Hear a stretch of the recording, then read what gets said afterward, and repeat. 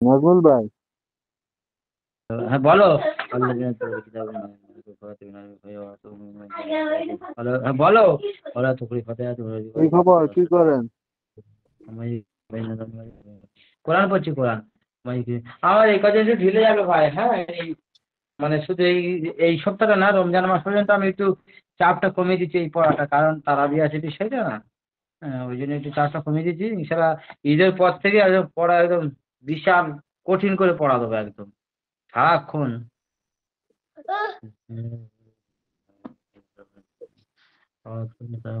আমি এখন পড়ার চাপ একটু বাড়াইছি, বুঝছেন? ও কি করলা তিন- হুম, সমস্ত কিতাব আবার শুরু থেকে।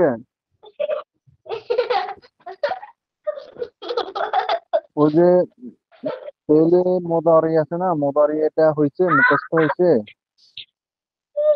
ইয়াফ আলু ইয়াফ ইয়া আলান পালু ইয়া ইয়াফ পালান আলু ইয়া ইয়াফ পালু না ওইটা। আলান ইয়াফ আলু না। হ্যাঁ ওটাই। তাফ আলু তাফ আলান ইয়াফ আল না, হয়েছে এটা। তাফ আলু তাফ তবে আলান তাফ আলু তবে ওই, তাফ আলান তাফ আলু। মিজান মশাই কিতাব পড়তে যেন মজা লাগছে, হ্যাঁ। এখন কিন্তু আমার থেকে খুব মজা লাগে।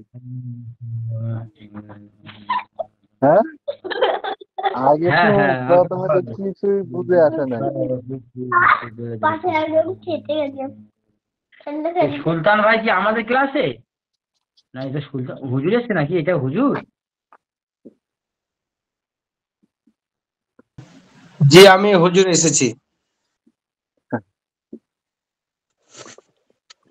জি হ্যাঁ সাহেব, বুঝতে পারিনি, বিয়াদবি মাফ করবেন আমার। হ্যাঁ অসুবিধা নেই। আমরা পিকচার আমাদের সেই থাকে, ছবিটা পিকচার দেওয়া শুধু নাই তো। ফুল আছে তো আর বুঝতে পারিনি।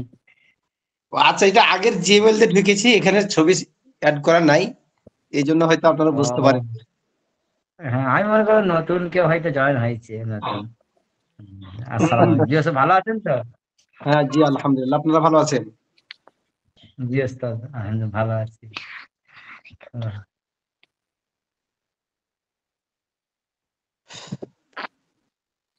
আপনার চাপ কমলো?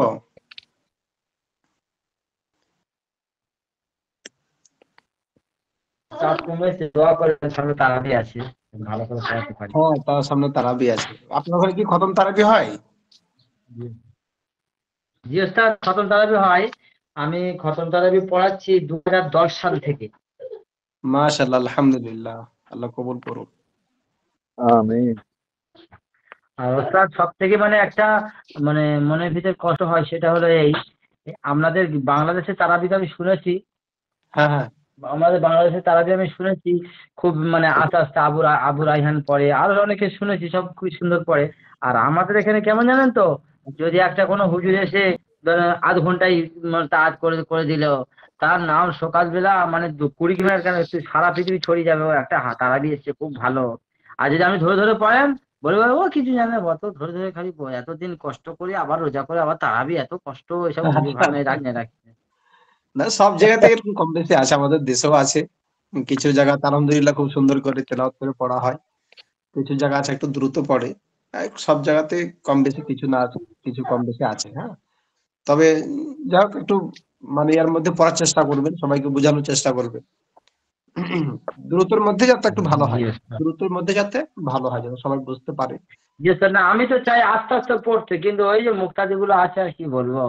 তাই আচ্ছা, আমার মানে একটা ওস্তাদ বলেছিল আমাকে যে মুসল্লিদের জন্য দোয়া করবেন, যেন আল্লাহকে দোয়া করবেন তার ভাবে ফিরাজ শোনে আস্তে করলে তারা যেন খুশি হয়। আচ্ছা, আচ্ছা।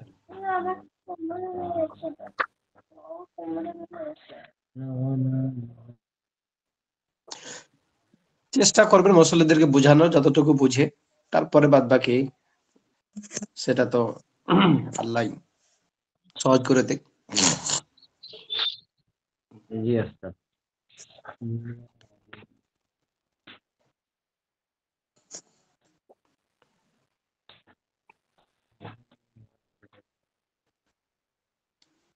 আমরা শুরু করবো ইনশাল্লাহ এখনই। আর 2 মিনিট দেখি, তো সবাই দেরি করছে কেন?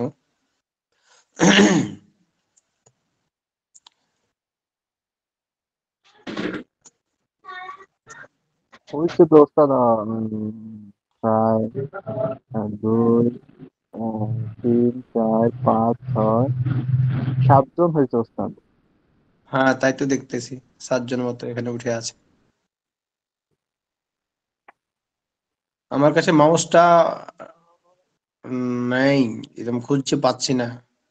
লিঙ্কটা দিতে বললাম তো দিচ্ছে না, লাগছে কি ব্যাপার।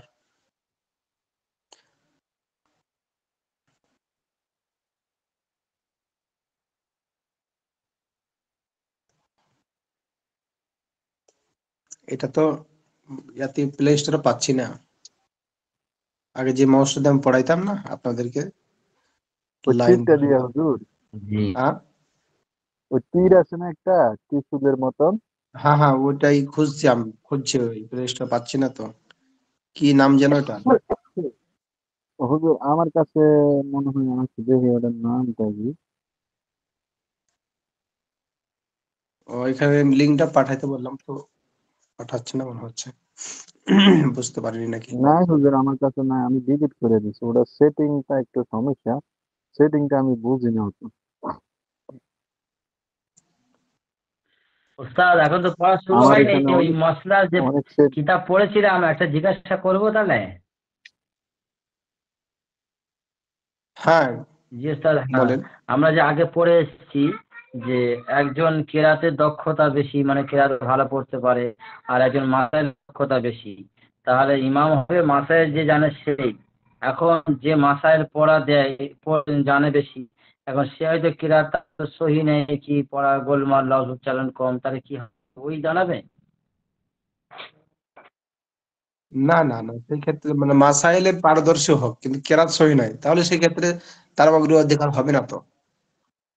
জি ওস্তাদ, আমাদের মানে এরিয়ায় আসসালামু আলাইকুম। বেশিরভাগ কেরাতও ওই রকম। কেরাতও পারদর্শী এবং মাসাইলও পারদর্শী, এদের মধ্যে যদি আহ, যে বেশি মাসাইলে অগ্রাধিকার মানে বেশি জানে সে অগ্রাধিকার পাবে।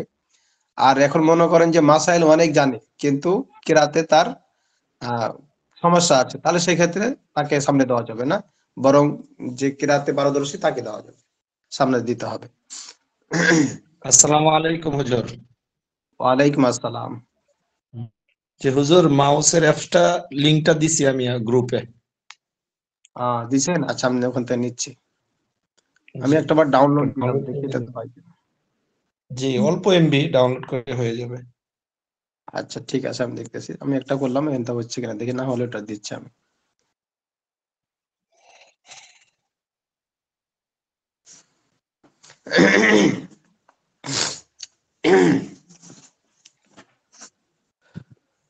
গত সপ্তাহে তো, আজকে বার, আজকে তো হচ্ছে রবিবার। গত সপ্তাহে আমি একটা ক্লাস করতে পারিনি।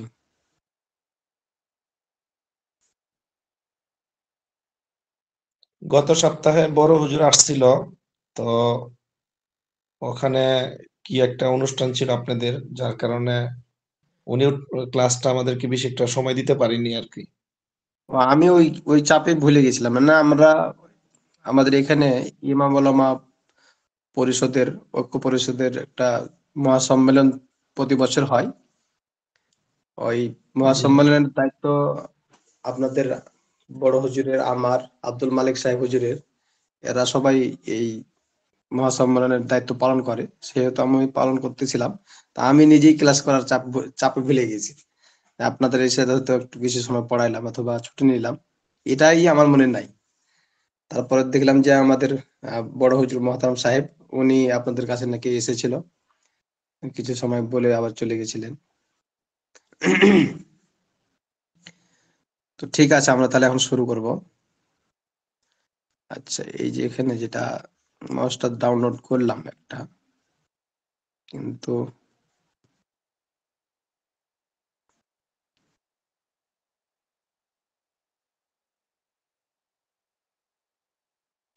যদি স্ক্রিনটা শেয়ার করেন তাহলে মানে বলতে পারবো কোন মাউসটা ডাউনলোড করছেন। আপনি কোন জাতে দিয়েছেন? হোয়াটসঅ্যাপে? আমি তো আমাদের গ্রুপই দিছি হোয়াটসঅ্যাপে। জি, আচ্ছা, দেখছি আমি।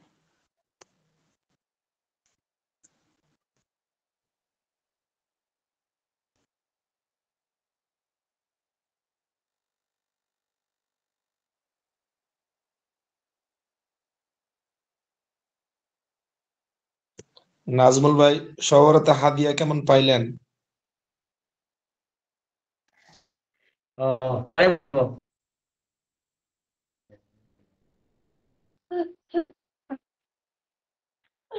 হয়েছে, ভালোই হয়েছে।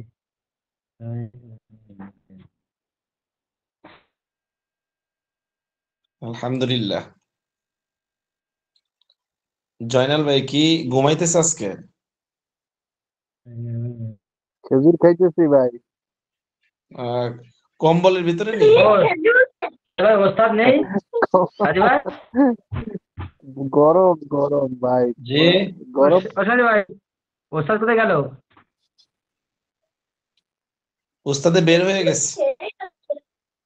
ও, পেয়েছিলাম, বুঝেছো তো, 6 হবে।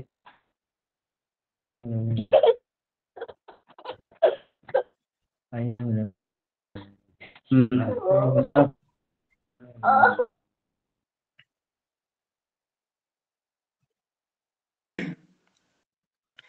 দেখেন তো কোন জায়গাতে দিয়েছেন, আমি একটু খুঁজি তাহলে।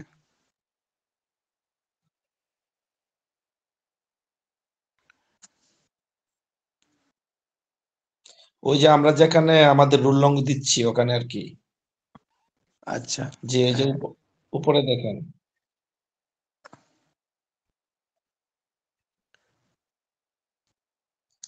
আলিম প্রথম বর্ষ, দ্বিতীয় ব্যাচ। আলিম প্রথম বর্ষ। এই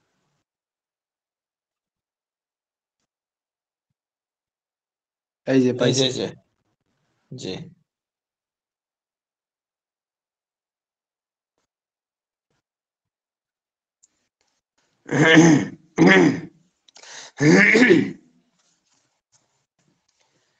সুবহানাল্লাহ।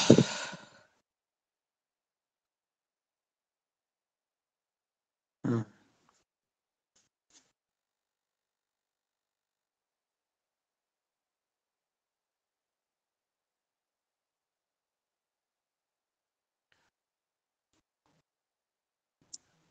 কই হলো না, কোন দিকে গেল? হচ্ছে।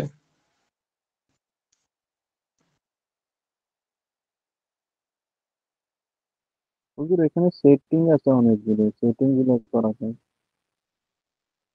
ওকে, ইনস্টলিং ডন ইনস্টল করতে, হচ্ছে মনে হয়। ওকে ডন করতে বলতেছে। Dawn।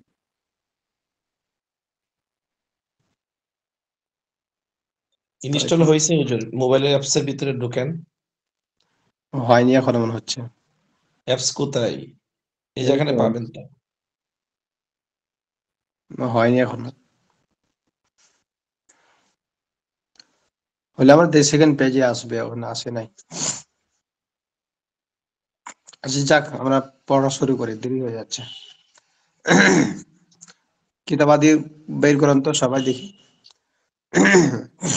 জি হুজুর বাই করছি। কত নম্বর পৃষ্ঠা? এই যে 59 পৃষ্ঠা পিছনের পড়া ছিল, 59 পৃষ্ঠা থেকে আপনার কত 62 পৃষ্ঠা পর্যন্ত ছিল পিছনের পড়া।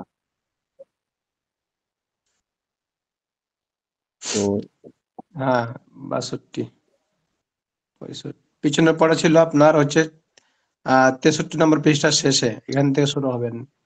আহ, ও হ্যাঁ, আজকে নতুন পড়া শুরু হবে 63 নম্বর পৃষ্ঠা থেকে। ওই যে হ্যাঁ, কয়েকটি কয়েকটি মাসালা থেকে শুরু হবে।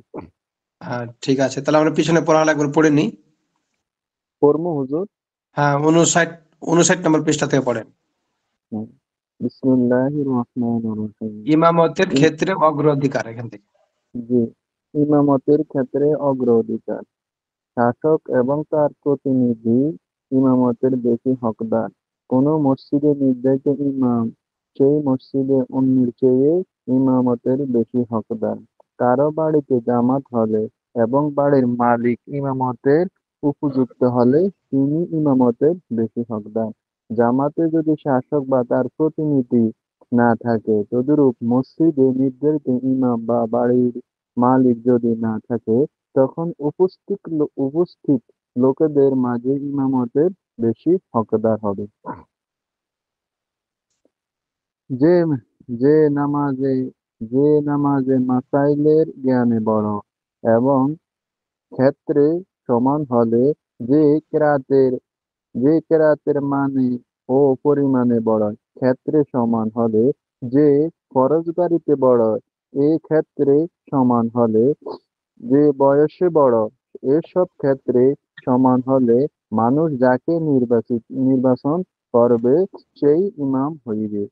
যদি মতপার্থক্য দেখা দেয় তবে অধিকাংশ মানুষ যাকে পছন্দ করবে সবাই তার পিছনে নামাজ পড়বে। কয়েকটি মাসালা হ্যাঁ, যাদেরকে যাদেরকে ইমাম বানানো মাকরুহ তারা নিজেরা আগে বেড়ে ইমাম হয়ে গেলে সে কারণে জামাত তরক করা যাবে না এবং মুসলমানদের মাঝে বিরোধ ও ফিতনার সৃষ্টি করা যাবে না। কোনো কোনো আলেমের মতে নামাজের বুঝ ও সমাজওয়ালা বালক নফল ও নফল ও তারাবির ইমাম হতে পারবে। একজন একজন নামাজের মাসাইলে জ্ঞানে বড়, আরেকজন কেরাতে বড়, তাহলে মাসাইলের জ্ঞানে যে বড় সেই ইমাম হইবে, সেই ইমামতের বেশি হকদার। তদুরূপ একজন বয়সে বড় আরেকজন ফরজগারিতে বড়, তাহলে যে বয়সে বড় সেই বেশি হকদার। ইমামের জন্য কেরাত ও রুকু সেজদা এত লম্বা করা মাকরুহ হুম, যাতে মানুষ জামাতে আসা ছেড়ে দেয়। তবে মুসল্লিদের কারণে নামাজের সুন্নত মুস্তাহাব তরক করা যাইবে না। তারপরে ইকামতের মাসাইল, ইক্তেদায়ের এখানে মাসাইল। কয়েকটি মাসালা, এগুলো আপনারা কতটুকু পড়ছেন? ইমামতের শর্তগুলো বলো, যে শর্ত যেগুলো পড়া হলো কিনা, এগুলো শর্ত। আর তারপরে উচ্চারণের লুসগাহ মানে কি, যার মানে উচ্চারণে কি আছে, হরফ পরিবর্তনের সমস্যা আছে। জি তারপর হুজুর, 3 নম্বর, হ্যাঁ, হুজুর ইমামতের শর্ত গুলা একটু ওই যে বালক হওয়া, তারপরে এটা নাকি বালক হওয়া, তারপরে পুরুষ হওয়া, তারপরে শুষ্ক মস্তিষ্ক হওয়া, তারপরে ফরজ কেরাত অতটুকু পর্যন্ত জানা, এগুলো নাকি হ্যাঁ, হুজুর? হ্যাঁ, হ্যাঁ, হ্যাঁ। তারপরে লুসগা তো বুঝলেন। তারপরে জি। বালকের ইমাম হওয়ার মাসাইল কি, বালকের ইমাম বাল হওয়ার মাসাইল কি, এটা পারেন? হুজুর ওই যে একটা যে মাসালাটা পড়ছি ওটা হইব নি, যদি কোনো বালেক বা যদি এটা একটু বললে দেন হুজুর। অন্যরা পারেন না, অন্যরা পারেন না?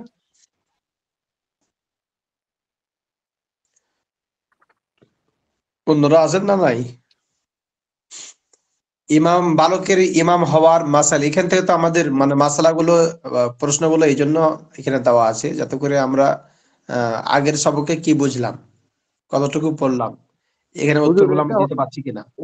এটা হবে মানে নি কোনো যদি বেবুজ বালক যদি যার পিছনে নামাজ পড়া মাকরু, তো এই যদি আগে বাইরে যাই ইমামতি করে, এই মাসালা এটা হবে নাকি, এই কারণে তার না, পিছনে নামাজ পড়া এটা যাইবে নাকি? বালকের এখানে যেটা বলছে, বালকের ইমাম হওয়ার মাসালাটা হলো এরকম।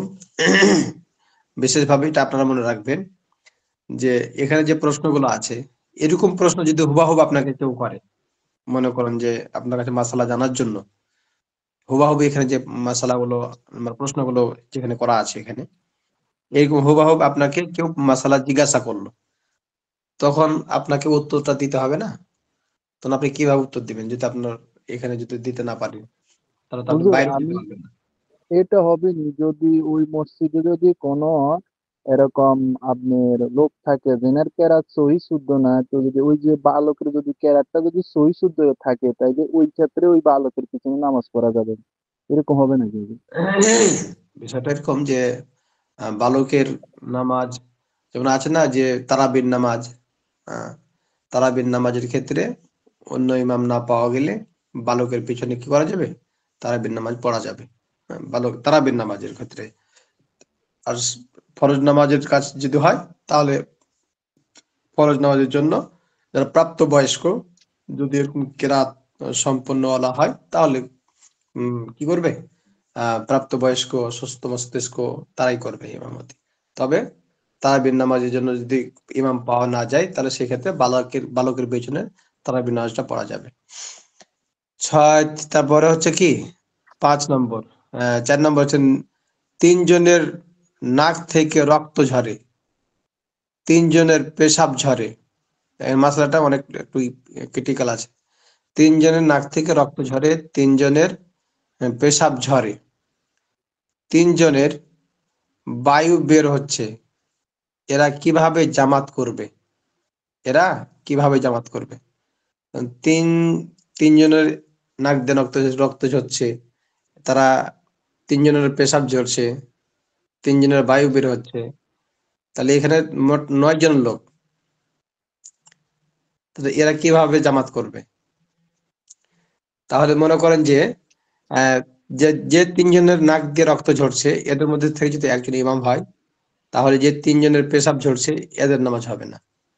আবার তার পেছনে এই যাদের বায়ু বের হচ্ছে এদের নামাজ হবে না। মানে একই মাহজুরওয়ালার ব্যক্তির পিছনে একই মাহজুরওয়ালার নামাজ হবে। আর আহ, ভিন্ন ভিন্ন মাহজুর হওয়ার কারণে আহ, ইমামের যে মাজুর মুসল্লি যদি ওই মাজুর হয়, তাহলে সেই ক্ষেত্রে ইমাম মুসল্লির নামাজ হয়ে যাবে। মানে ইমামের এক মাজুর আর মুসল্লিদের আলাদা মাজুর, তাহলে তাদের পেছনে কি হবে না, ওই ইমামের পেছনে তাদের নামাজ হবে না, কেননা মাজুরের ভিন্নতার কারণে ইক্তেদা করা সহি হবে না। সেই ক্ষেত্রে যাদের নাক দিয়ে রক্ত ঝরতেছে, তারা নাক দিয়ে ঝরনেওয়ালা পেছনে নামাজ পড়বে। আর যাদের আহ পেশাব পড়তেছে, আহ তারা পেশাব পড়নেওয়ালার পেছনে নামাজ পড়তে পারবে। এরকম ভাবে তারা নামাজটা পড়বে আর কি। 5 নম্বর, ওজরওয়ালা ব্যক্তির ইমামত সহি হওয়া না হওয়ার সূরাত গুলো উদাহরণ সহ উল্লেখ করো। ওজরওয়ালা ব্যক্তির ইমামতি সহি হওয়া না হওয়ার সূরাত গুলো কি কি? পারবেন এটা? না হুজুর, বললে দেন। ওজরওয়ালা ব্যক্তির ইমামতি সহি হওয়ার জন্য আহ আহ, কি লাগবে? সূরাত গুলো হচ্ছে এরকম যে আগে যে গেল না, যে ইমামতি ওজরওয়ালা ব্যক্তির ইমামতি সহি হওয়ার জন্য, তার সহি হওয়ার জন্য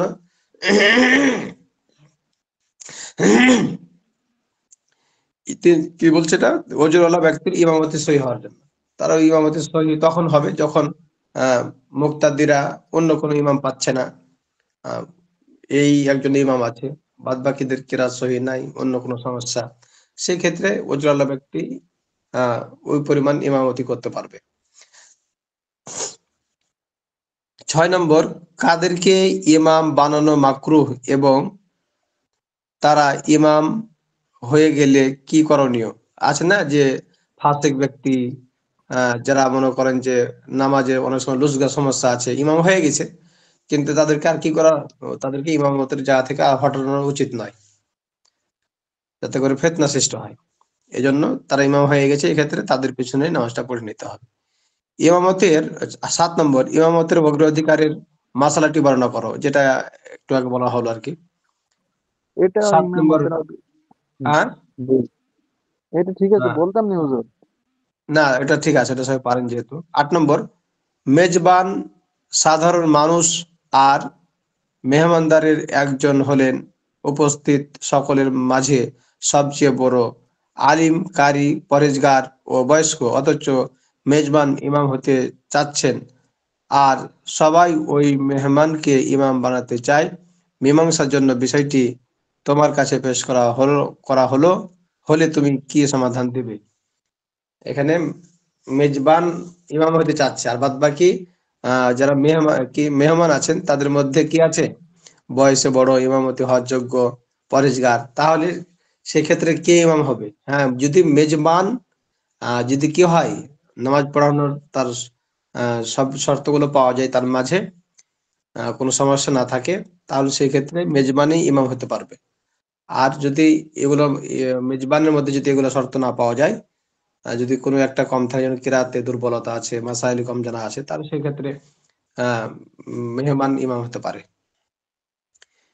ইক্তিদার মাসাইল, এটা পড়েন, তাড়াতাড়ি পড়ে যান, দেখি শেষ করতে হবে, জি, অনেকগুলো ইক্তেদার আছে। মাসালা। ইক্তেদা সহি হওয়ার জন্য শর্ত হলো মুক্তাদির তাহরিমার সময় ইমামের ইক্তেদার নিয়ত করা, অর্থাৎ মনে মনে বলবে যে আমি এই ইমামের পিছনে ইক্তেদা করতেছি। ইমাম থেকে অন্তত এক গোড়ালি পরিমাণ পিছনে পিছনে দাঁড়াবে। সুতরাং ইমামের সামনে বা হুম সামনে দাঁড়ানো ইক্তেদা সহিহ হবে না। ইমাম ও মুক্তাদিদের মাঝে বেশি দূরত্ব না থাকা, সুতরাং খোলা ময়দানে বা বড় হল ঘরে ইমাম ও মুক্তাদিদের মাঝে দুই বা দুইয়ের বেশি কাতারের জায়গা খালি থাকলে ইক্তেদা সহিহ হবে না।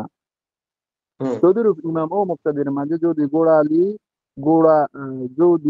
গোড়ালির চলাচলের মতো রাস্তা বা নৌকা চলাচলের মতো খাল থাকে এবং কাতার সংযুক্ত না থাকে, তবে ইক্তেদা সহিহ হবে।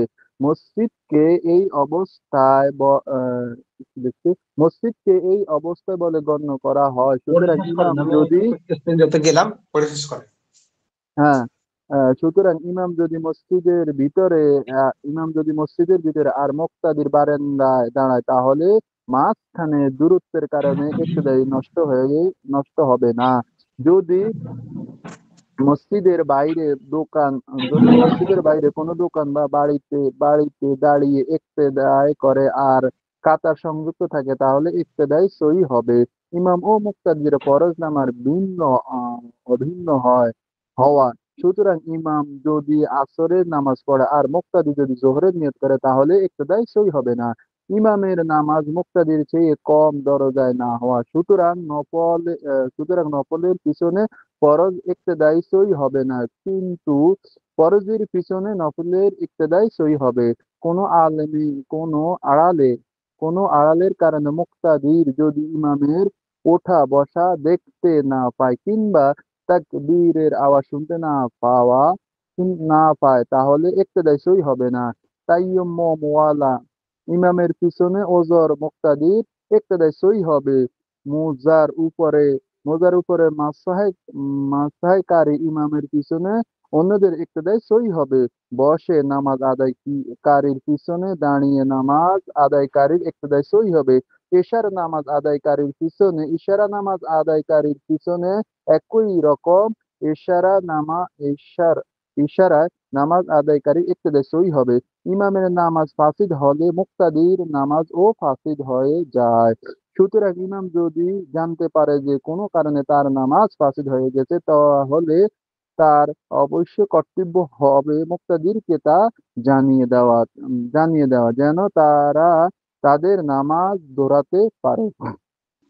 মুক্তাদিদের কর্তব্য হলো ফরজ ওয়াজিব সব বিষয় ইমামের অনুগত করা। তবে ইমাম যদি মুক্তাদির তাশাহুদ শেষ হওয়ার আগে তৃতীয় রাকাতে দাঁড়িয়ে যায় বা সালাম ফিরিয়ে ফেলে, তাহলে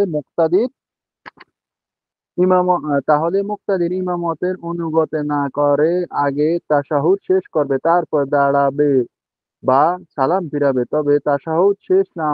না তাশাহুদ শেষ না করে ইমামের অনুগত করলে ও নামাজ হয়ে যাবে। ইমাম যদি মুক্তাদিদের দুরূদ শেষ হওয়ার আগে সালাম ফিরিয়ে ফেলে, তাহলে মুক্তাদির ইমামের অনুগমনের সালাম করে ফেলবে। ইমাম তাশাহুদ থেকে ফারেগ হওয়ার আগে মুক্তাদি যদি নিজে নিজে সালাম ফিরিয়ে ফেলে, তাহলে তার নামাজ বাতিল হয়ে যাবে। তাশাহুদের পরে হলে নামাজ হয়ে যাবে, তবে মাকরুহ হবে। ইমাম অতিরিক্ত সেজদা দিলে মুক্তাদির ইমামের অনুগত করবে না। ইমাম যদি শেষ বৈঠকের পর ভুলে দাঁড়িয়ে যায়, তাহলে মুক্তাদির ইমামের অনুগমন না করে তাসবিহ বলে তাকে সতর্ক করবে এবং তার বৈঠকে ফিরে আসার অপেক্ষা করবে। ইমাম যদি ফিরে না আসে ওই রাকাতের সেজদা ও করে ফেলে, তাহলে মুক্তাদির একা সালাম ফেরাবে। ইমাম যদি শেষ বৈঠকের আগে ভুলে অতিরিক্ত রাকাতের জন্য দাঁড়িয়ে যায়, তাহলে মুক্তাদির ইমামের অনুগত না করে তাসবিহ বলে ইমামকে সতর্ক করবে এবং তার ফিরে আসার অপেক্ষা করবে। ইমাম যদি ফিরে না আসে অতিরিক্ত রাকাতের সেজদা ও করে ফেলে, তাহলে মুক্তাদির একা সালাম ফিরে ফেলবে।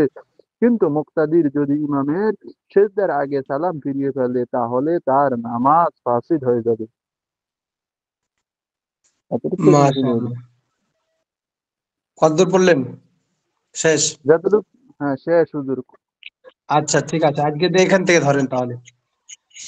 যানবাহনের নামাজ পাইছেন না সবাই? জি না হুজুর, ওস্তাদ ওই যে পেয়েছি।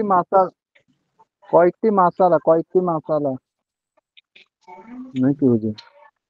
না, এই যে এই এখান থেকে ওই যে আপনার যানবাহনের নামাজ, এই যে এখানে আছে না, হ্যাঁ, 64 নম্বর পৃষ্ঠার উপরে একটু, ওই যে 63 নম্বর পৃষ্ঠার নিচে। এটাও দিয়েছেন হুজুর। হ্যাঁ হ্যাঁ, আজকে এখান এটা তো থেকে পড়িনি। যানবাহনের নামাজ এখান থেকে হবে।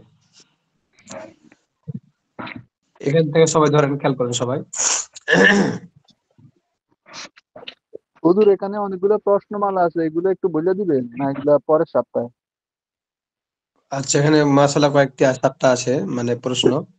ইক্তেদা সহি হওয়ার জন্য শর্তগুলো সংক্ষেপে উল্লেখ করে। ইক্তেদা পারেন না? জি হুজুর। ইক্তেদা মানে ইমামের পিছনে আহ ইক্তেদা সহি হওয়ার জন্য কি কি শর্ত?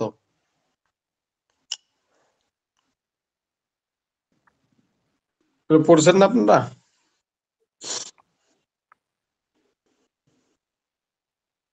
এই যেখানে আছে না যে মুক্তাদি তাহারিমার সময় ইমামের ইক্তেদার নিয়াত করা, 1 নম্বর। 2 নম্বর, ইমাম থেকে অন্তত 1 গোড়ালি পরিমাণ পিছনে দাঁড়ানো। 3 নম্বর, ইমাম ও মুক্তাদির মাঝে বেশি দূরত্ব না থাকা। এগুলো হলো শর্ত, বুঝতে পারলেন? জি তারপর 2 নম্বর, ইমামের ওঠা বসা দেখা যাচ্ছে না, তার আওয়াজও শোনা যাচ্ছে না, তবে মোকাব্বিরের ব্যবস্থা রয়েছে। এই অবস্থায় কি হুকুম? ইমামের ওঠা বসা দেখা যাচ্ছে না, তার আওয়াজও শোনা যাচ্ছে না, তবে মোকাব্বিরের কি রয়েছে? ব্যবস্থা রয়েছে। মোকাব্বির মানে যে প্রতিধ্বনি দেয়, আর তাকে বলা হয় মোকাব্বির। এর আওয়াজটা কি শোনা যাচ্ছে। তাহলে ইত্তেসাল যদি থাকে আর মোকাব্বির আওয়াজ যদি পৌঁছে, তাহলে সেক্ষেত্রে নামাজ হয়ে যাবে। 3 নম্বর, চলন্ত 2 নৌকায় ইমাম ও মুক্তাদির নামাজ আদায় করলে আহ, দ্বিতীয় নৌকার মুক্তাদিদের ইক্তেদা সহি হবে কিনা, এবং কেন?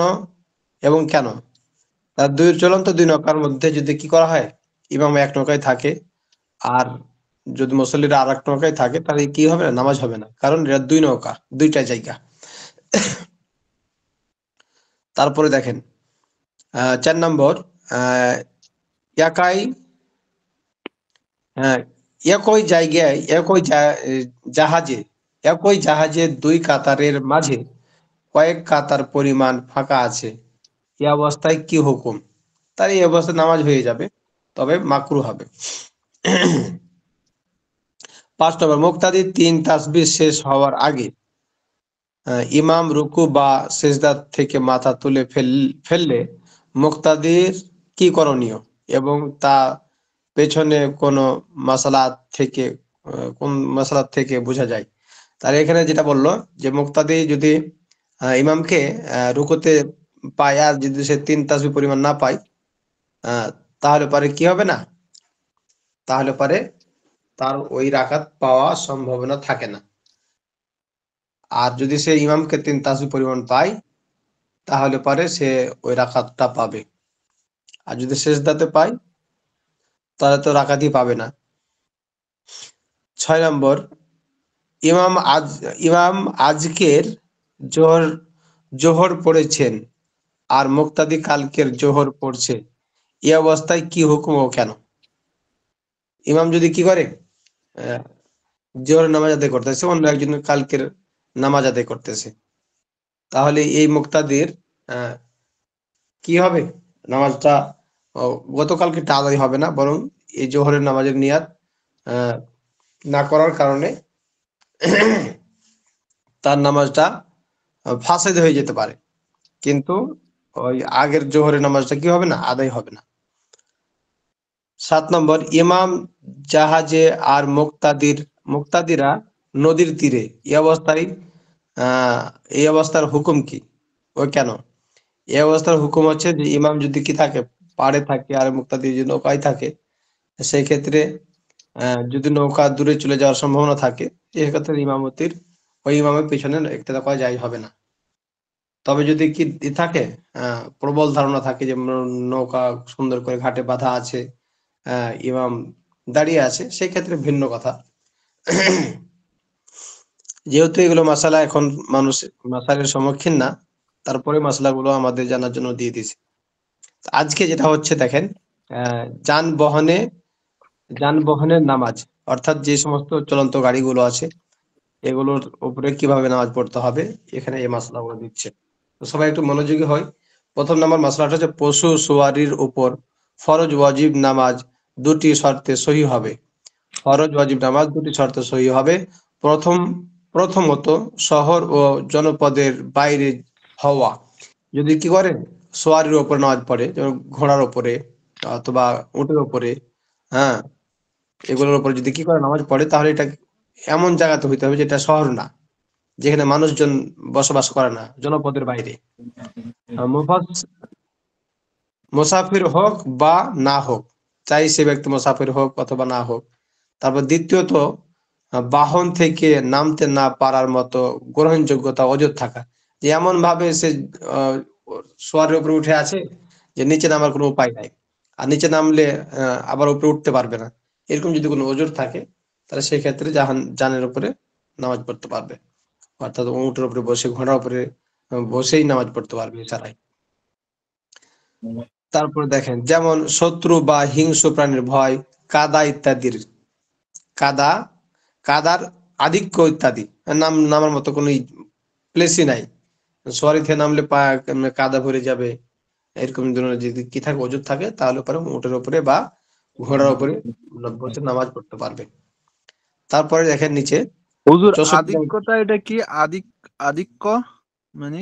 আধিক্য মানে কাদার আধিক্য ইত্যাদি, মানে কাদা যদি অধিক হয়। জি হুজুর। হ্যাঁ, যদি সাওয়ারি থেকে নামাজ সওয়ারি থেকে নামার পর নিজে নিজে ওঠা সম্ভব না হয় আর সাহায্যকারী না থাকে, তাহলে সাওয়ারিতেই ফরজ ওয়াজিব নামাজ পড়তে হবে। মনে করেন যে উট অনেক উঁচু, উটকে বসানো বা উঠানো এটা তার যদি সম্ভব না হয়, যে আমি যদি নেমে যাই আর উঠতে পারবো না, তো সেই ক্ষেত্রে উটের উপরে নামাজটা পড়তে পারবে। আগে তো যানবাহন এগুলোই ছিল, উট, ঘোড়া, গাধা, এগুলোর উপরে তো মানুষ সওয়ার করতো। হুম।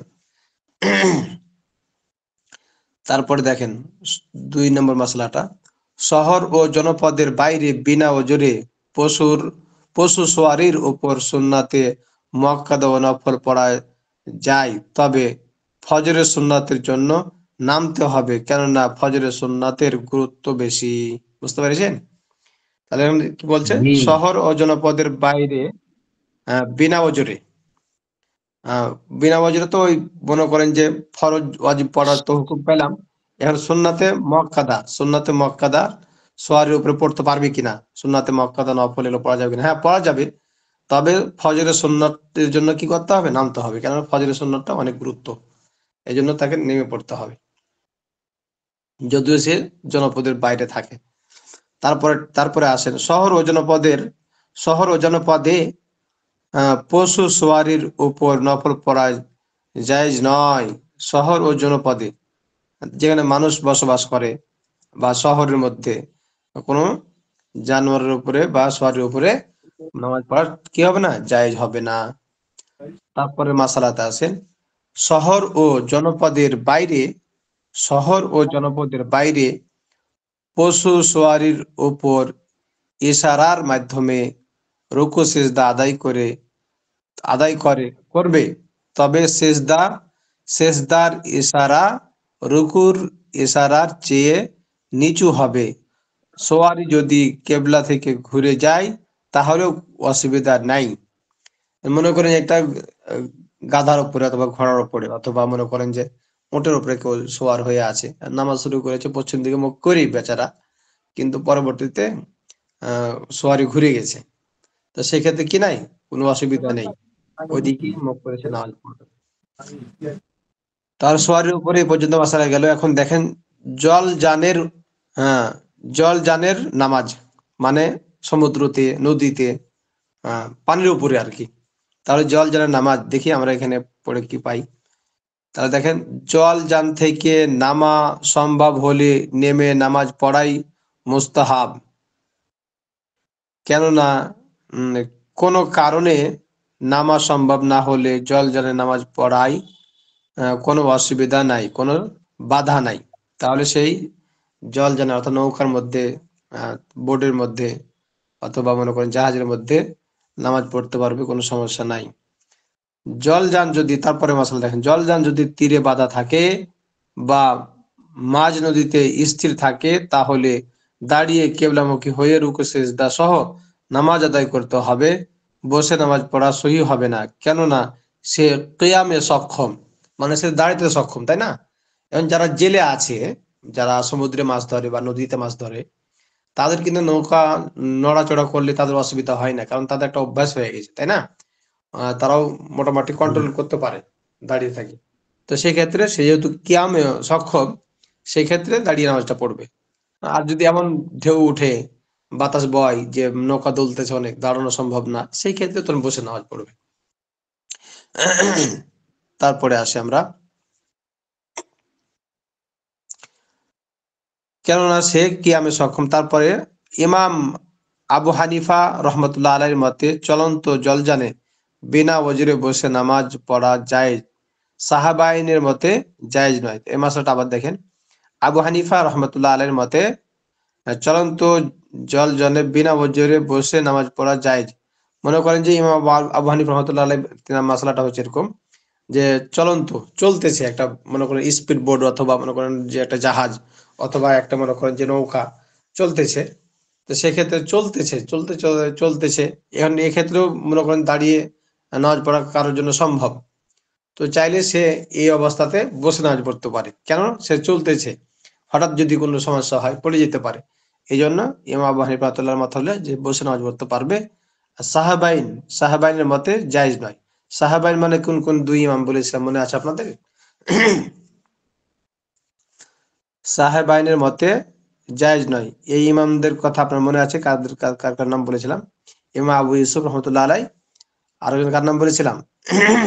ইমাম মালিক সম্ভবত, হ্যাঁ।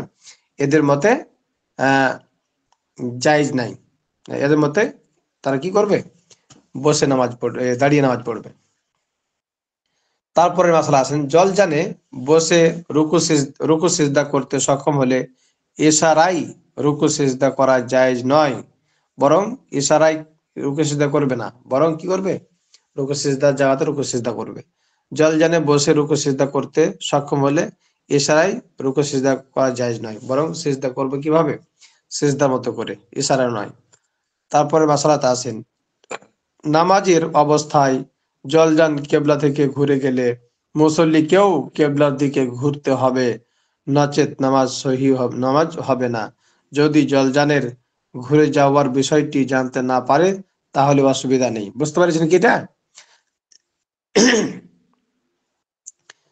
তাহলে নামাজের এখানে যে কথাটা বলা হলো, মানে জাহাজে বা নৌকায় নামাজ পড়তেছিল কেবলা মুখী হয়ে, কিন্তু কেবলা দিক থেকে আস্তে আস্তে যেন ঘুরে যাচ্ছে নৌকা বা বোট বা জাহাজটা, তাহলে সেই ক্ষেত্রে তাকেও ঘুরে যেতে হবে কেবলার দিকে, না তো তার নামাজ হবে না। আর যদি বুঝতে না পারে সেটা আলাদা বিষয়, সেক্ষেত্রে তার কোনো অসুবিধা হবে না। এবার জলের উপরে নামাজ পড়ার মশলাগুলো গেল, মানে অর্থাৎ পানিতে বা সাগরের নৌকায়। এবার যেটা আছে ট্রেনে ও বিমানে, এটা আমাদের দরকার আছে না নাই বলেন তো? এখন তো বর্তমান সময় ট্রেন ও বিমানের যাতায়াত অনেক বেশি, তাই না? শুনতে পাচ্ছেন আপনারা? জি। জি ওস্তাদ, জি শুনতে হুজুর। পাচ্ছি। হ্যাঁ। তাহলে এখন যেহেতু ট্রেনের চলাচল বেশি, বিমানেরও চলাচল কোনো অংশে কম নয়, সেই হতো আমাদের এই মশলাগুলো আরো বেশি দরকার। তাহলে দেখি ট্রেনের মশলাগুলো কি কি এখানে। তাহলে দেখেন, আবু হানিফা রহমতুল্লাহ আলাইহির মতে চলন্ত ট্রেনে ও উড়ান্ত বিমানে বিনা ওজরে বসে নামাজ পড়া জায়েজ। বিনা ওজরে বসে নামাজ পড়া কি জায়েজ? তাহলে ইমাম আবু হানিফা রহমতুল্লাহ আলাইহির মতে কি বললো? চলন্ত ট্রেনে, উড়ান্ত বিমানে বিনা ওজরে বসে নামাজ পড়া জায়েজ। অধিকাংশ ইমামের মতে ওজর ছাড়া তা জায়েজ নয়। তাহলে এখানে ইমাম আবু হানিফা রহমতুল্লাহ আলাইহির মতটা অনেক সহলত, যে চলন্ত ট্রেনে নামাজ পড়তে লেগেছে, হয়তো ঝাঁকি খেয়ে পড়ে যেতে পারে, যদিও দাঁড়ানো বা কিয়ামে সক্ষম, অথবা উড়ন্ত প্লেনে অনেক সময় এগুলো তো আনকমন জিনিস।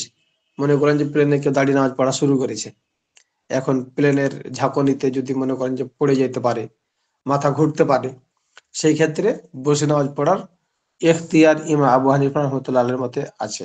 অধিকাংশ ইমামের মতে এনারা বলছেন যে দাঁড়িয়ে নামাজ পড়তে হবে।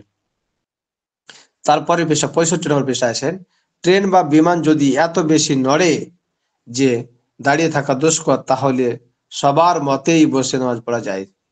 এখানে দেখেন পরে মশলাটা ভেঙে দিচ্ছে আর কি আরো, স্থির ট্রেনে ও বিমানে কারো মতেই বিনা ওজরে বসে নামাজ পড়া জায়েজ নয়। স্থির স্থির বিমানে, মানে যে স্থির যে বিমান দাঁড়িয়ে আছে, অথবা এখনো উড্ডয়ন করেনি, ট্রেন দাঁড়িয়ে আছে, সেই ক্ষেত্রে বসে নামাজ পড়া জায়েজ নয়।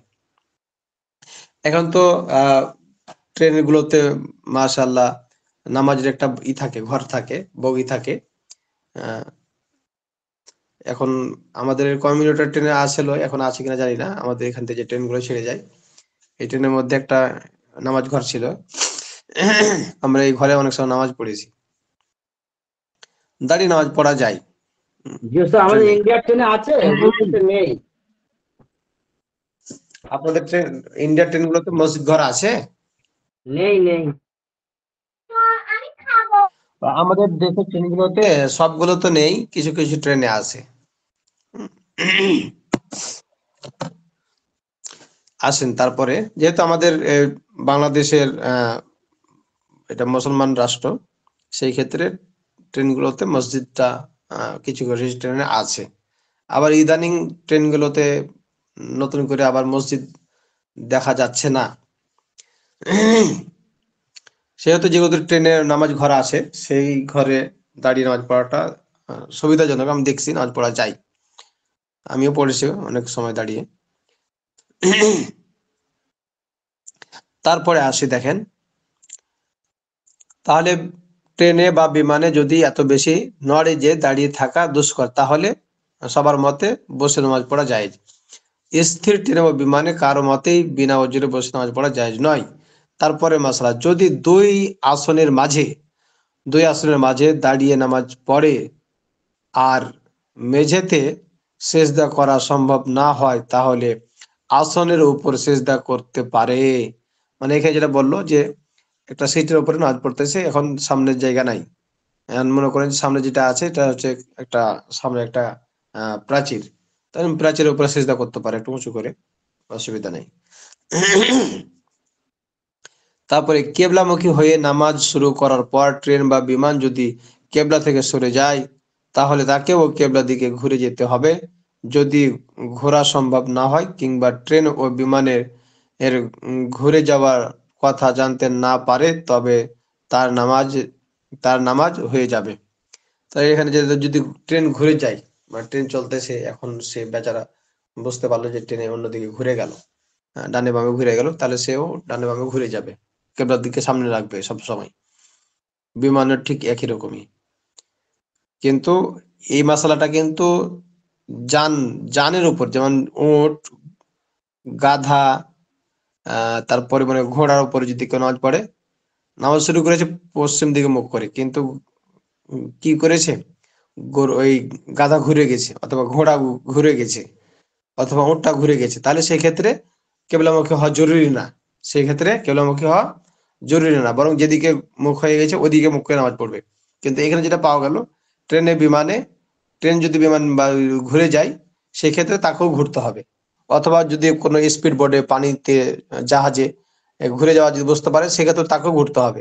তাহলে এখানকার কয়েকটি মশলা কি ভিন্ন, শুধু ওই যান যেগুলো, যেমন যেমন যান, যেমন কি উটের মধ্যে যান আছে, ঘোড়ার মধ্যে যান আছে, গাধার মধ্যে যান আছে, তো এগুলোর মধ্যে যেহেতু জীবন আছে, এই জীবন তো পশুর উপরে নামাজ পড়লে পারে, পশু যদি ঘুরে যায় ঘুরুক, কিন্তু আপনাকে কেবলার দিকে ঘোরা জরুরি না।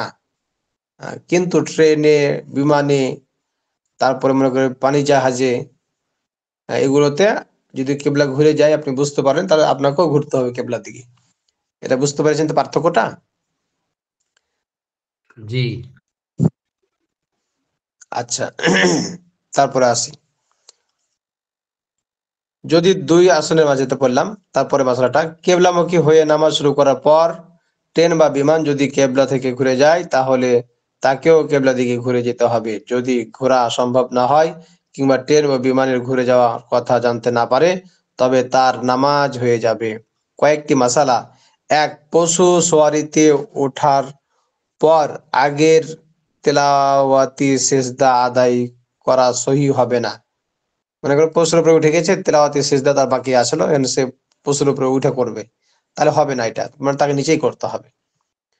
তারপরে দেখেন, সওয়ারিতে ওঠার পর তেলাওয়াতি সেজদা ওয়াজিব হলে সওয়ারিতেই ইশারার মাধ্যমে সেজদা আদায় করা জায়েজ হবে। মানে সওয়ারির উপরে সে কি করবে, ইশারায় তেলাওয়াতি সেজদা করে নেবে।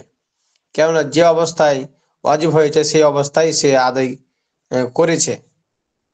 2 নম্বর মাসালা, শত্রু বা হিংস্র প্রাণীর ভয় হলে পশু চলা অবস্থায়ও তার পিঠে নামাজ পড়তে পারে। শত্রু বা হিংস্র প্রাণীর ভয় হলে পশুর চলা অবস্থায়ও তার পিঠে নামাজ পড়তে পারে, কিন্তু কাদার ওজর বা আহ, নামার পর উঠতে না পারার ওজর হলে চলা অবস্থায় নামাজ পড়া যাবে না। তাহলে তাকে কি করতে হবে, শত্রু বা হিংস্র প্রাণীর ভয় হলে সে নামাজ পড়বে তার চলন্ত পশুর উপরে। আর যদি কাদা এবং নামা উঠা বসার ভয় হয় তাহলে নামাজ পড়তে পারবে না। তারপরে দেখেন 3, বিমানে যদি নিরাপত্তার কারণে অজু করতে নিষেধ করা হয়, তাহলে অজু করা উচিত নয়, বরং তায়াম্মুম করে নামাজ পড়বে। প্রশ্নমালা, বেতেরটা শুরু করব, অনেক লম্বা আছে। বেতের নামাজ শুরু করবো, আপনারা কি বলেন? জি কতজন ওস্তাদ। আছেন? জি ওস্তাদ, বলেন। থাক তাহলে পরে শুরু করবেন। যতটুক থাকুক 10টা বেজে গেছে। হুজুর ওই পৃষ্ঠাটা শেষ করে দেন, ভিতরের নামাজের লৌজ আউজ। শুরু করব। হয়, এই 10টা পৃষ্ঠাটা শেষ করে দেন। আচ্ছা, তাই এই পেজটা শেষ করি। বেতের নামাজ। বেতের হলো ওয়াজিব নামাজ। শরীয়তে বেতের বহু গুরুত্ব ও ফজিলত বর্ণিত আছে। নবী করিম সাল্লাল্লাহু আলাইহি সাল্লাম বলেছেন, আল বেতরু হাক্কুন ফালাইসা ফামান লাম ইউতির ফালাইসা মিন্না। আল বেতরু হাক্কুন, বেতের নামাজটা হচ্ছে কি, এটা জরুরি পড়তে হবে, এটা হক। ফামান লাম ইউতির, যে ব্যক্তি কি করলো না, বেতের নামাজ পড়লো না, ফালাইসা মিন্না, সে আমার উম্মত নয়, দলভুক্ত নয়। রাওয়াহু আবু দাউদ, এটা আবু দাউদ শরীফের একটি হাদিস। বেতর যেহেতু ওয়াজিব, সেহেতু কেউ যদি ভুলে গিয়ে বা ইচ্ছাকৃত ভাবে বেতর তরক করে, তাহলে তা কাজা করা ওয়াজিব হবে। বুঝতে পেরেছেন? ফরজ নামাজের মতো কাজা করতে হবে। বেতের এক সালামে 3 রাকাত পড়তে হবে। এশা ও বেতেরের সময় অভিন্ন, তবে তা আদায় করতে হবে এশার পরে। এশা আদায়ের আগে বেতের আদায় করা সহি নয়। বেতের নামাজ পড়তে হবে সবসময় এশার নামাজের পরে, যদিও এশার এবং বেতের নামাজের সময়টা কি অভিন্ন। কিয়ামে সক্ষম অবস্থায় বসে বেতের পড়া সহি নয়। যে ব্যক্তি দাঁড়াতে পারে সে বসে বেতের নামাজ পড়তে পারবে না, এবং ওজর ছাড়া পশু বাহনের উপর বেতের আদায় করা সহি নয়। ওজর নাই, তাহলে পশুর উপরে কেন পড়বে? তারপরে আসলে বেতেরের 3 রাকাতেই কেরাত ফরজ এবং ফাতিহা ও সূরা ওয়াজিব। বুঝতে পারছেন? বেতরের প্রত্যেক রাকাতে কি পড়তে হবে, কেরাত পড়া ফরজ, ফাতিহা সূরা পড়া ওয়াজিব। বুঝতে পেরেছেন? সূরা ফাতিহা 3 রাকাতে পড়তে হবে, সূরা ফাতিহার পরে 3 রাকাতে কিরাত পড়তে হবে, এটা ফরজ। প্রত্যেক রাকাতে সূরা ফাতিহা পড়া ওয়াজিব, প্রত্যেক রাকাতে সূরা ফাতিহার পরে কিরাত মিলানো ফরজ। তারপরে মাসালাতে আসেন, বেতরের প্রথম 2 রাকাতের পর তাশাহুদের জন্য বসা ওয়াজিব। বুঝতে পেরেছেন কি? প্রত্যেক 2 রাকাতের পরে তাহলে কি করতে হবে, বৈঠক করতে হবে। তাহলে বেতরের 3 রাকাতে 2 রাকাতের পরে একটা বৈঠক, শেষ রাকাতে আরেকটা বৈঠক। তাশাহুদের পর দাঁড়িয়ে সানা ও তাউজ পড়বে না। তাশাহুদের পর দাঁড়িয়ে সানা ও তাওবুজ অর্থাৎ সুবহানাকা আল্লাহুম্মা ওয়া বিহামদিকা ওয়া তাবারাকা ইসমুকা ওয়া তাআলা জাদ্দুকা ওয়া লা ইলাহা গায়রুক সানা পড়বে না। তারপর তাআবুজ অর্থাৎ আউযু বিল্লাহি মিনাশ শাইতানির রাজিম পড়বে না, বরং বিসমিল্লাহ পড়ে। বিসমিল্লাহ পড়ে ফাতিহা শুরু করবে, তারপর সূরা যোগ করবে। তারপর তাহরিমার মতো 2 হাত কানের লতি পর্যন্ত তুলে তাকবীর বলে তারপর দাঁড়ানো অবস্থায় কুনুত পড়বে, তারপর রুকুতে যাবে। হ্যাঁ, সারা বছর বেতেরে বেতরে কুনুত পড়া ওয়াজিব। ইমাম মুক্তাদি ও মুনফারিদ কুনুত নিঃশব্দে পড়বে। কুনুত হলো এই দোয়া কুনুত, বুঝতে পেরেছেন? اللهم إنا نستعينك ونستغفرك ونؤمن بك ونتوكل عليك ونثني عليك الخير ونشكرك ولا نكفرك ونخلع ونترك من يفجرك اللهم إياك نعبد ولك نصلي ونسجد وإليك نسعى ونهفد ونرجو رحمتك ونخشى عذابك إن عذابك بالكفار ملحق।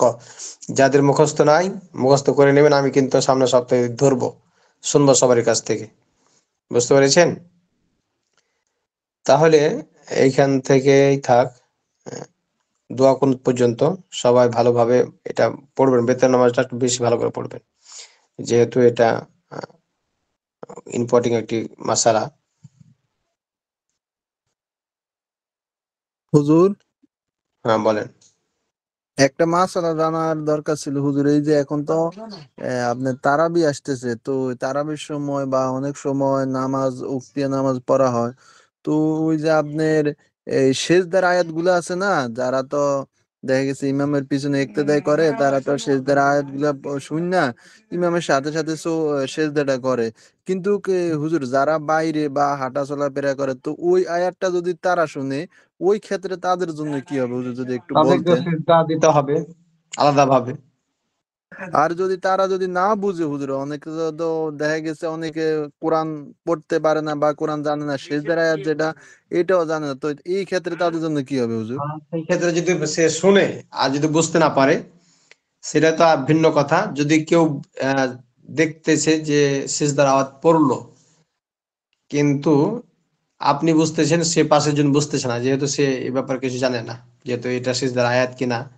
তাহলে যদি সে শুনে আর আপনি যদি বুঝতে পারেন যে এখানে তো সিজদার আয়াত তেলাওয়াত করা হলো, আমি শুনলাম, তো এখন তার উপরও সিজদা ফরজ মানে ওয়াজিব, মানে তাকে বলে দিতে হবে যে আপনি সিজদা করেন, বুঝতে পেরেছেন কি?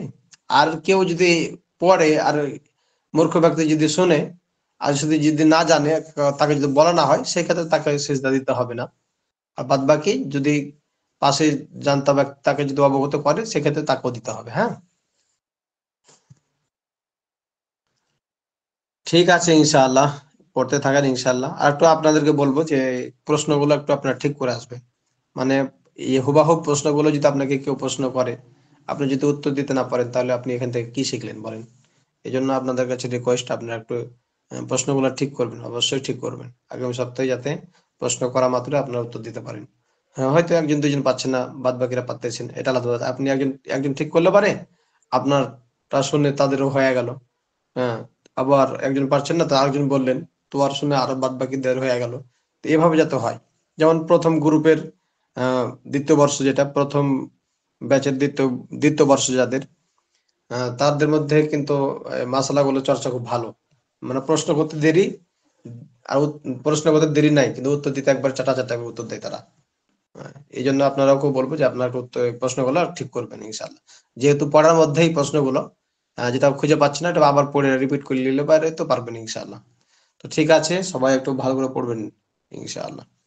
ঠিক আছে, সবাই ভালো থাকেন, সুস্থ থাকেন। আসসালামু আলাইকুম রহমতুল্লাহ।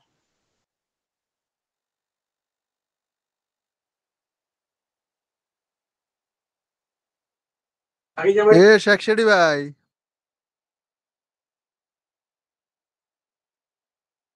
শেখ শেঠি ভাই।